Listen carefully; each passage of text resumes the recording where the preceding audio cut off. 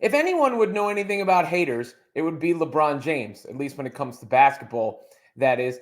And this old tweet says it all. If you don't rock with Caitlin Clark game, you're just a flat out hater.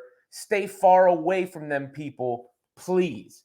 James would know, as I said, because James also an undeniable basketball player. And you get to a certain point where hating becomes hard. Hating becomes something you must be truly committed to.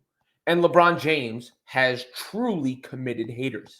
We've seen them. We've seen them recently, leave their television networks. But you know it when you see it. Heck, even they will often tell you, I'm a hater. I'm a LeBron hater, right? Because you cannot look at LeBron's career, what he's accomplished, what he's done, his statistical achievements, his abilities, and the way he impacts a basketball game, and criticize anything other than individual things without being a complete and total hater.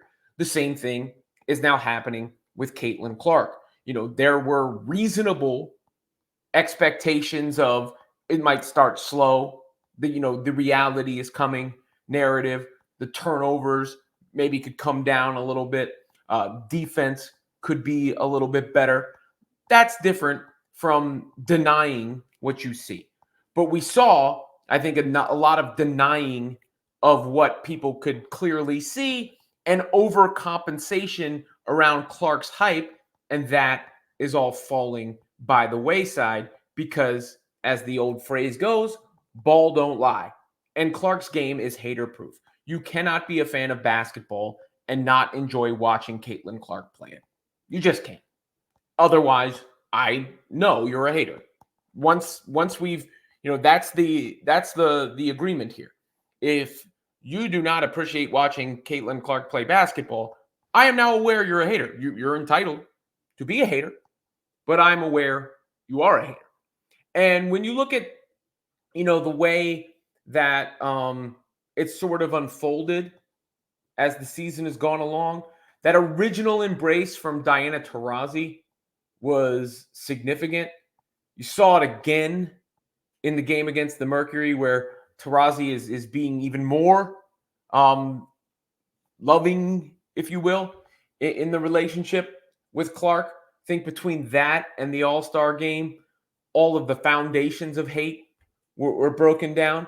And then there's just what you see out on the court. And we know about the three-point shooting, and I've highlighted the passing. One other thing I want to highlight real quick here is the pace. This was truly impressive to see. Caitlin is a tremendous athlete. Probably something that doesn't get brought up enough is her just pure athletic ability. She's different in that sense too. And you could see it on this play. Nobody pushes the pace like she does. Look at how quickly she gets the ball from one end of the court to the other, where Brittany Griner doesn't even attempt to stop it because she's not expecting it to come so quickly. Griner is a tremendous shot blocker, obviously a big physical presence in the paint. But Clark was a blur on that play. Almost looked like she's moving at a different speed than everybody else, and Griner wasn't able to react in time. Clark in that game, continuing to set records. I mean, some of these things are like arbitrary thresholds and whatnot, but nonetheless, 53 points and 29 assists. The first player in WNBA history to record 50-plus points and 25 assists over any two-game span, which makes trying to hate on Caitlin Clark as tiring as trying to keep up with her up and down the court.